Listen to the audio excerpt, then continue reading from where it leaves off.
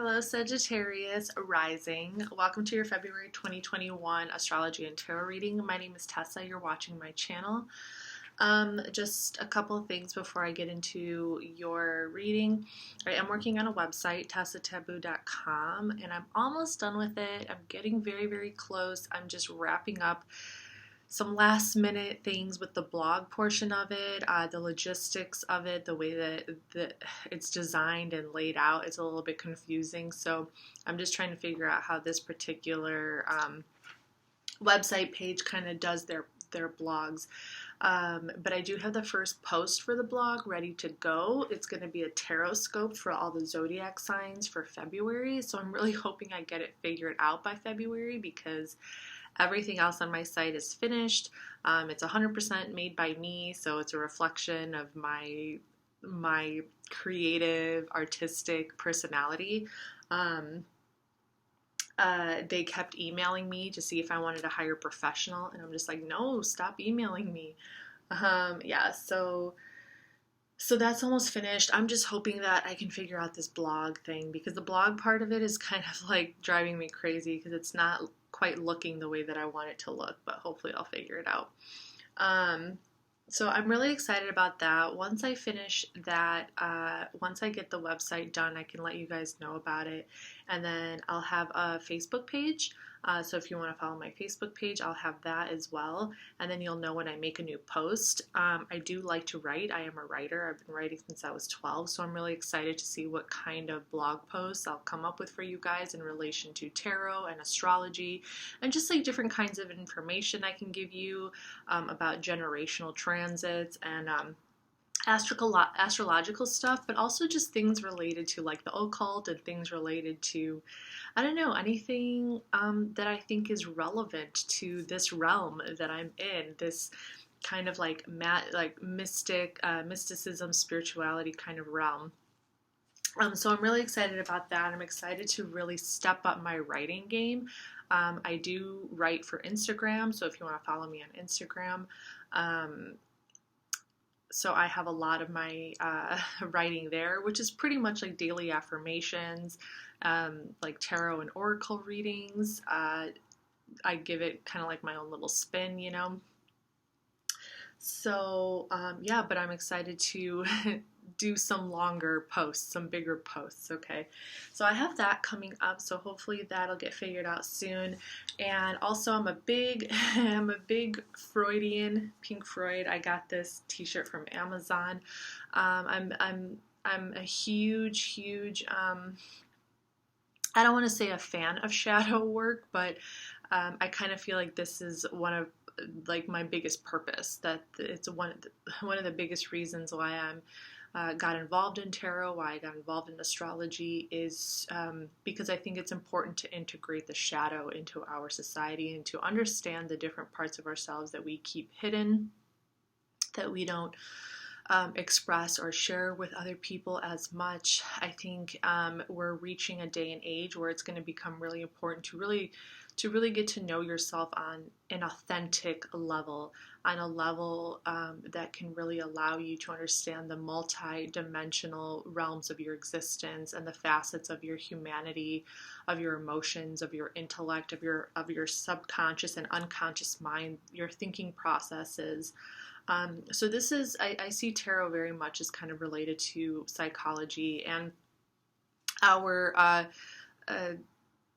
as far as psychology goes, Carl Jung has always kind of been the trending theorist, you know, with his whole theory of the archetypes, and you can relate the archetypes to the major arcana of tarot, how we portray various personalities throughout our lives, and when we're talking about archetypes, you know, you can speak of them very simply, like the mother archetype, the father archetype, the grandmother archetype, you know, the teacher, very simply. So, and Carl Jung was also about the collective consciousness and how we're all kind of connected spiritually in this way.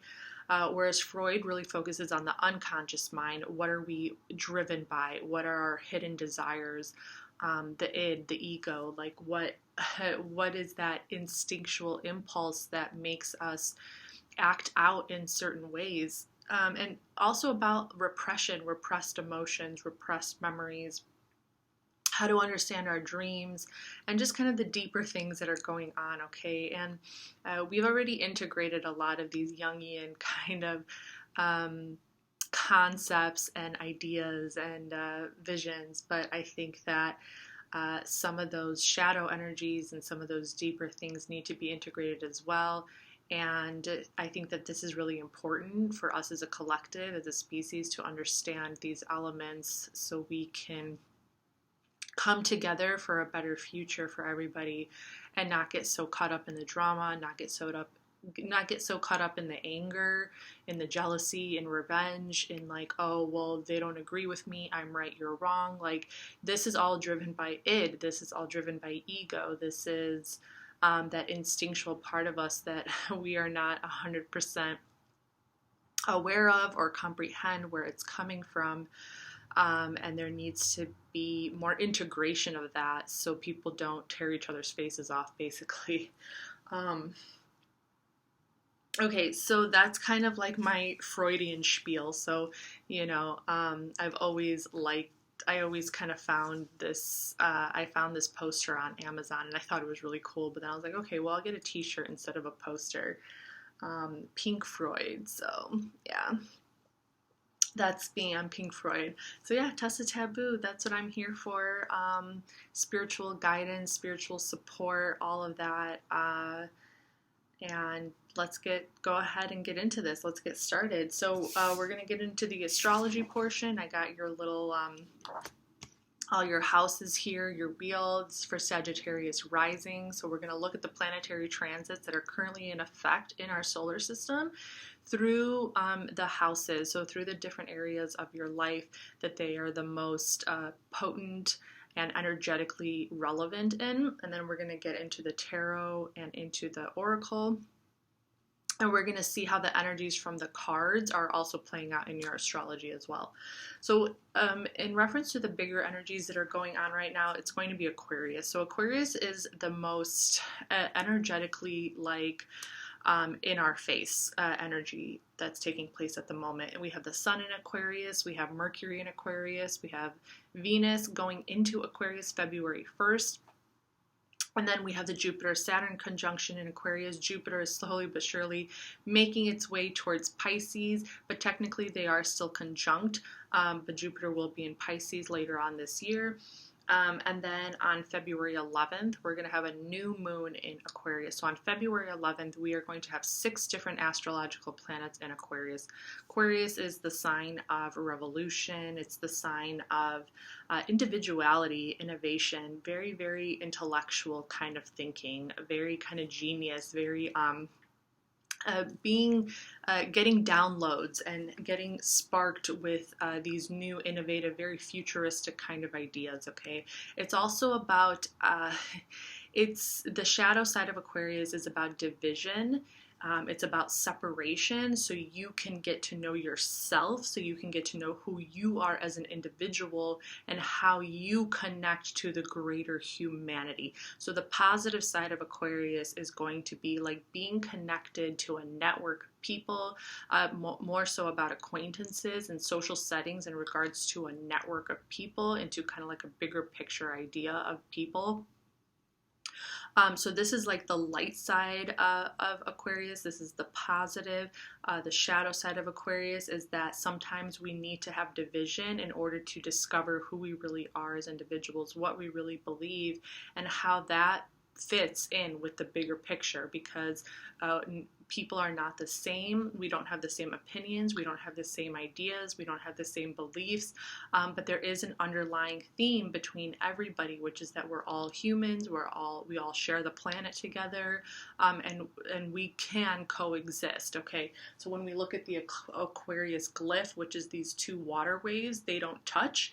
They're different. they're on their own spiritual path, but they're not touching. So they have their own views, they have their own dreams, but it's still being guided on the same current. It's still headed in the same direction. So this is what we need to grasp as a collective, is that we can be our own individual people. We can have our own individual opinions. We can have our own individual concepts of ourselves, our beliefs, our who we are, but still be guided in the same direction as far as like being a collective species that is moving towards progress and moving towards forward momentum, and that's building something, that's being creative and building something for the future for everybody. Okay, so these are the Aquarius themes, big time, that are going to be going on for February. And Aquarius is transiting your third house. The third house's natural ruler is Gemini and Mercury. So this house is already very much triggered and influenced by air energy. And Gemini energy is very much about communication, smaller, more close social circles. Neighbors, siblings, closer friends, perhaps a partner, like a lover. Okay, so the third house is going to represent this specific area of your life. So there could be really some big, if you have, if you have a project that you started, or, you could be, you can find that this area of your life is maybe starting to expand, or you're starting to reflect more on you and who you are based on the people that are around you. You're also starting to connect with people in new ways. There's new ways of thinking and new ways of expression in regards to these kind of innovative types of ideas, and like just ways of connecting with others, that can trigger like a bigger picture sort of like concept or mentality. I don't know if that's making sense. Okay, I hope that makes sense. So there could be like a lot of back and forth, and just like a lot of reflection in this regard, where you're learning from your more intimate social circle, and they're learning from you, and it's allowing you to learn about yourself, and also like how you communicate your ideas, your bigger picture ideas with the world, or with those friends. And then the next big energies that we have going on is going to be Mars in Taurus. Mars is the planet of drive, passion, aggression, action. And then we have Uranus in Taurus, and that is the planet of revolution, innovation, reform, unexpected sudden changes, and both of them are in Taurus. They are conjunct. Taurus is the sign of personal possessions, values, and long-term stability. And this is transiting your sixth house. The sixth house's natural ruler is Virgo. So this is going to be in regards to, and this is also very intellectual kind of energy. The sixth house is ruled by Mercury. Mercury is all about communication and the mind. Okay, so all these energies are really triggering a lot of things in the mental cavity of your being right now. There's a lot of mental activity for you. And in the sixth, when we're talking about the sixth house, we're talking about daily routines, daily rituals, how you really connect with the everyday things in your life. Your health, okay, your fitness, how you take care of yourself, the details of your life, and then also your analytical, your thought process. So with Mars and Uranus and Taurus in the sixth house over here, it's kind of like saying for February that, it's kind of like saying, there could be some unexpected like changes that take place in your everyday daily routines. You could be feeling like this part of your life is really undergoing a lot of like shifts and changes, and things are moving along for the future, but maybe you're thinking a lot about your long-term stability. You know, because this is ruled by Mercury and Venus, you could be thinking a lot about long-term stability, possessions and values in regards to like beauty as well, and how you can surround yourself more with like beauty and the things that really like inspire you and make you feel good, make you feel like you are on a good like spiritual and creative kind of path, just so your everyday routines can feel more enriching, okay? So everyday routines can feel like more enriched, more beautiful. So these are kind of like the slower changes that are taking place here, and you could be taking action like a little bit here and there just to kind of get that going, just to kind of make your daily activities more enjoyable for you. Okay, so it's another really big energy that we have going on. It's kind of more of a subtle energy. I don't think people are as aware of it, but it's definitely a very important energy that is pulling all of humanity forward in a consistent moving direction, and that is Neptune and Pisces. So Neptune and Pisces are they are compatible. They are in their home environment when they are together. That is because Neptune rules Pisces. And these are symbols that represent like dreams, visions, spirituality, unconditional love, that like stream of consciousness, that like flow of emotions. It's kind of like a downward stream. It's a stream of water that's always moving. It's always moving, okay? And like even if two people, if there's one person on one side of the bank and there's another person on the other side, and they're two different people, they have opposing viewpoints, the way that we are going to move forward into humanity, into the future, is by entering into this stream of water, and all of us are going down this stream of water, and we are connected in our in our desire to want to move things along, and in our desire to progress forward and to just kind of jump into that stream, of time, like the stream of time.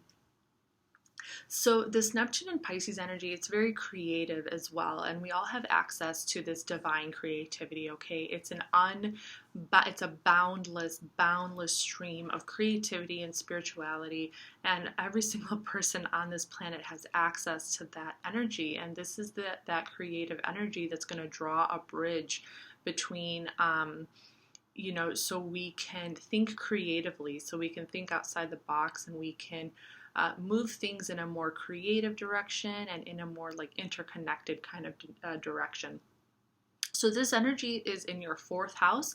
Fourth house is all about your home life, your home, your family, your roots, your childhood experiences. So that underlying energy that's guiding you right now, you're very much being guided by this, like spiritually speaking, you're very much being guided by, maybe like ancestors, maybe the way that you were brought up, maybe your home, your current home situation, wanting to maintain maybe like this flow of like this constant flow of like your roots, but also into the future. So you could very much be guided by that on a spiritual and on a creative level. It's kind of like this ongoing process of evolution from your roots, from your home.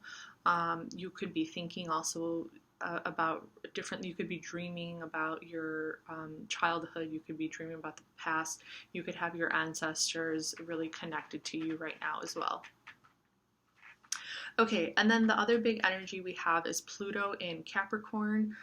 Pluto is the planet of transformation, death, rebirth, and Capricorn is the sign of hard work, career, success, social status, authority. This is in your second house of personal possessions, values, and long-term stability. So just big changes happening here, working really, really hard to set those goals and to be part of the future, to be part of, and to really kind of root yourself and get down to earth with those values and the things that you really value and what it is that you want to see in reference to long-term stability. And then we have a full moon in Virgo at the end of the month. Virgo is in your 10th house of career, social status, and work.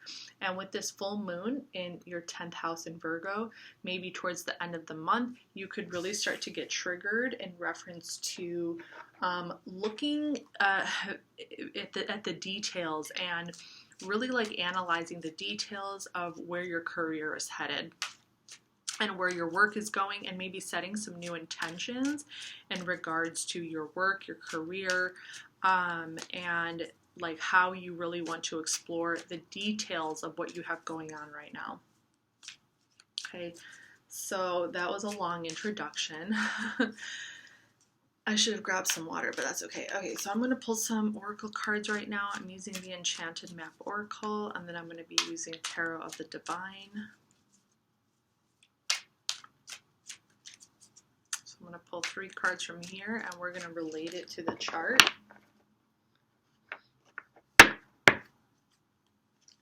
Okay, so we have wishing well. Okay, so there's some kind of wish here. Okay. It could be about like your dreams, you know, something that you're wishing for the future, something that you want to come true. I kind of felt this as related to the 10th house and the 4th house. So it could be related to family and career. Sacred pool. Okay, yeah, so this definitely, the sacred pool is absolutely that Neptune and Pisces energy. It's kind of like this underlying current of energy, this like spiritual, emotional kind of energy where maybe you're being guided by like something, where you feel like you're being guided by something bigger than yourself or something within yourself. And it could be kind of like that stream of consciousness that I was telling you about. It could be this kind of divine presence in reference to like your ancestors, or your roots, you know, your home, your family, your parents stuck in the mud. Okay, so there could be throughout February, maybe at some point in February, you could have like a moment where you start to feel a little stuck. You don't really know what to make of this energy. Sometimes the messages could be really confusing. Like maybe you've been in touch, you've been communicating with your ancestors for a while, but like sometimes the messages are kind of confusing. Sometimes you don't really know what they're trying to tell you. You're not really sure what direction they're trying to push you in. And sometimes you just get kind of stuck, you know.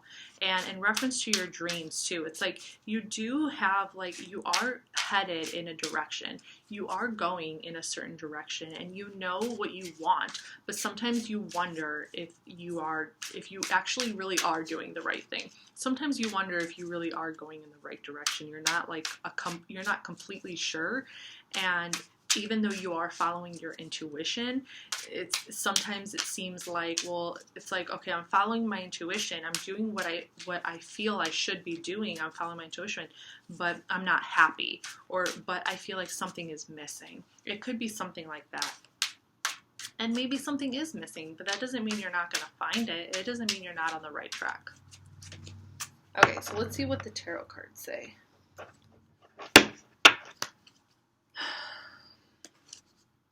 Okay, we have 6 of Wands, Jupiter in Leo. Okay, so we have Leo in your 9th house, and the 9th house natural ruler is Sagittarius. So the 9th house is going to represent higher learning, long distance travel, philosophy, beliefs. Okay, so you're really like you're really a leader right now in your own belief structure, in your own philosophies, in your own like sense of spirituality and creativity. This is fire energy and you're a fire sign. So in February, you could definitely be traveling somewhere long distance. You're just like going after it. You're traveling, you're going somewhere. If you're not traveling anywhere, this is definitely you just kind of like, you're just taking charge. People are being inspired by you. People are looking up to you. You have kind of claimed a certain kind of victory over your own domain, and you are being looked at as a type of leader. You are being looked at as a certain kind of spiritual and creative like force, you know, to be watched. And people are looking to you right now. Five of Coins, this is Mercury in Taurus, and that is transiting your 6th house of everyday routines. Okay, so there could just be some like challenges with your own self-worth. And this is what I was talking about as far as feeling stuck in the mud, okay? So this is like you just like with your daily routines, you know, maybe like things are just not perfect every day. Maybe every single day just starts to feel like really like every day is the same, you know, especially if you're working from home. Like you started a new career or you started something, but then, you know, as a Sagittarius, like you guys are very explorative. You need adventure. You need to constantly be learning. Like you need to have your mind quenched. You know, you need to have that side of you that always wants to be learning new things and thinking about new things. Like you need to be fed knowledge. Like you're like one of those like a fortune statues, you know, where you give it like a quarter and it wants more quarters. I don't know if I'm even referring to the correct thing, but it's like you crave knowledge, and you could just be like stuck in the mud. You could be feeling like, you know, maybe like you just don't feel as fulfilled as you once did. If you did start a new project or a new business, especially if you started it maybe in 2020, like maybe at first you were really excited about it and now you're just kind of like, now it's just kind of become an everyday routine. It has turned into just like anything else, and you're like, okay, well, what's next? You know, like you're kind of feeling thirsty again. You don't really know where to look. You feel like you are fulfilling yourself spiritually, but there's still more that you want to learn. There's still like more that you want to consume. So I think that you're just kind of like craving a little bit more of that spiritual kind of nourishment, okay? Yeah, let's move on. So then we have the Three of Wands. This is Sun in Aries. Okay, Aries energy is going to be the 5th house of creativity, romance.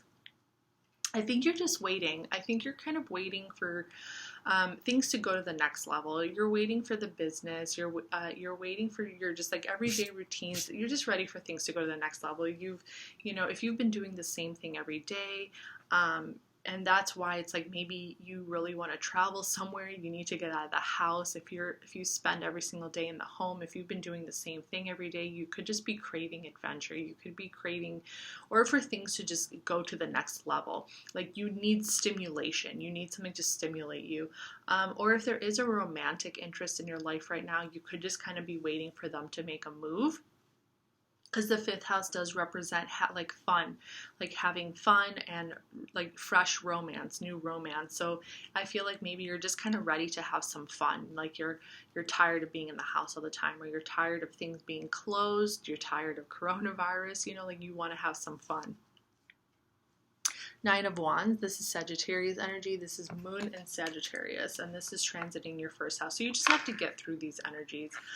This is just kind of like a breakthrough energy. This 9 of Wands is kind of like you're just at the finish line, and you just have to break through some of those final barriers. You just have to break through some of those like last details, those like final little things that maybe you've been procrastinating on. Like maybe there are some things that you've been procrastinating on. Maybe there are some challenges that you have like within your own spiritual development, with your own soul, that you just kind of have to like release and get through, that you don't completely understand in this moment in time, but it's going to come to you and the breakthrough is going to happen.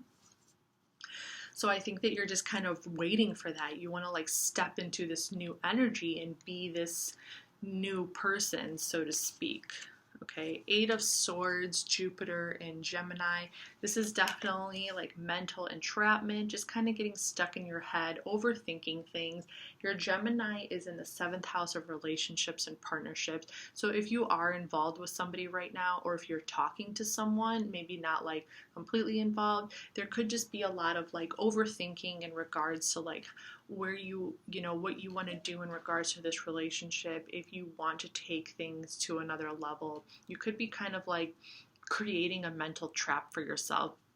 Be careful not to self-sabotage. Be careful not to like trick yourself into thinking certain things. Try to be as honest with yourself as possible about how you feel, because if you get too caught up in the mind, you can definitely self-sabotage, and you can definitely overthink things and kind of put yourself in a mental trap, and you won't, and then you'll be like, how the heck did I just put myself in here? Okay, so just kind of be careful with that, with like the overthinking in regards to relationships. You could be thinking a lot about whether or not you're ready for a relationship. Like, well, I don't know if this is really the right time for me to be in a relationship. I just got this business started, or I'm doing this thing right now, and it's like really important for me to get on my feet. It's really important for me to create long-term stability, and I don't know if this is a good idea. So there could just be like a lot of overthinking in regards to this. So just kind of be aware of that.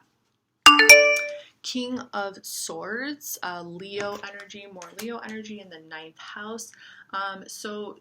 More higher learning, more philosophy, education, and long distance travel. So somebody could be coming in February and offering you maybe like a trip somewhere. You could be traveling with somebody somewhere.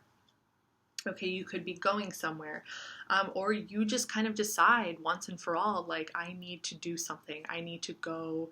I just need like some inspiration. I need some fresh energy, you know.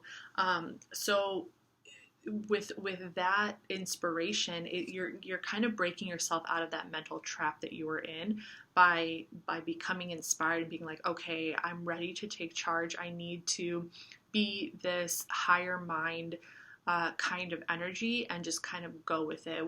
It doesn't have to be traveling.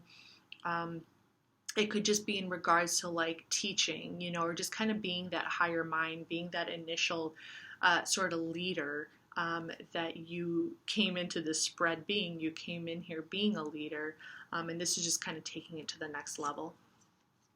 Okay, for the last card, we have the Queen of Coins. This is Capricorn energy, and Capricorn energy is in your 2nd house. 2nd house is personal possessions, values, and long-term stability. So just kind of like getting your stuff together, taking responsibility for yourself, taking responsibility for your money, for your income, and like allowing the changes to happen, allowing the transformation to take place in regards to your work ethic, and what it is you really value about yourself, and how you infuse your self-value in your work and in the things that you do in order to create that long-term stability, in order to be responsible for yourself, for your independence, for your everything. Queen of Coins. Okay, this is like Queen of Pentacles. So like super independent, and also like very nurturing, very business savvy kind of energy. So this is your reading, Sagittarius, for February 2021. I really hope this helped, and I'll see you next time. Peace.